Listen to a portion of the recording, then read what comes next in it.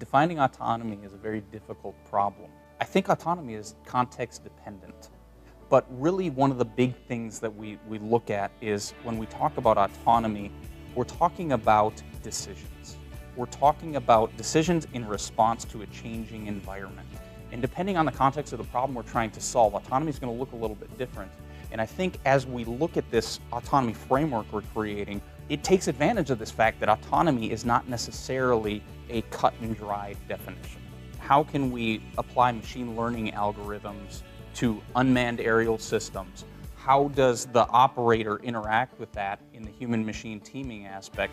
And then from there, how do we take and we coordinate all of this action when we're talking about a whole bunch of multi-agent systems when we're interacting? How does this system as a whole work together? And we're hoping this autonomy framework will help us do some of that in the future.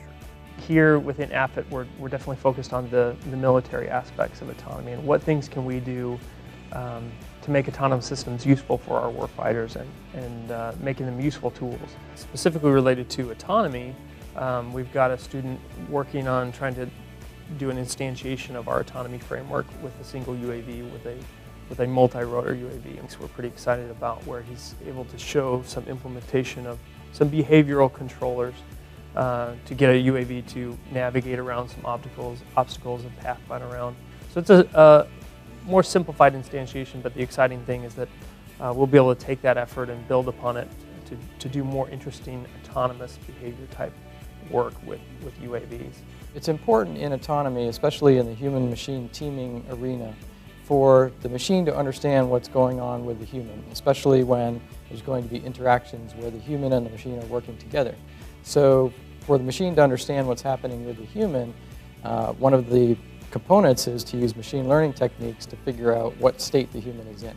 AFIT has a large footprint in machine learning, and right now one of the key areas that we're looking at is human state assessment. So we put sensors on people and try to determine using machine learning what their state is. For example, what kind of workload they're experiencing currently, or perhaps whether they're confident in the decisions they're making. We have a whole host of work going on with cooperative behavior and control. Everything from formation flying to research on cooperative wide area search and engagement. This is all about making our operators more efficient, more effective in what they do.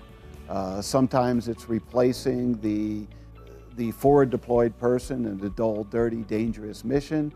Sometimes it's just a matter of making them more effective by having a single operator able to operate multiple systems. This is all about trying to achieve the objectives that the DoD is handed by our leaders and do that with as low a human cost as possible and a low dollar cost.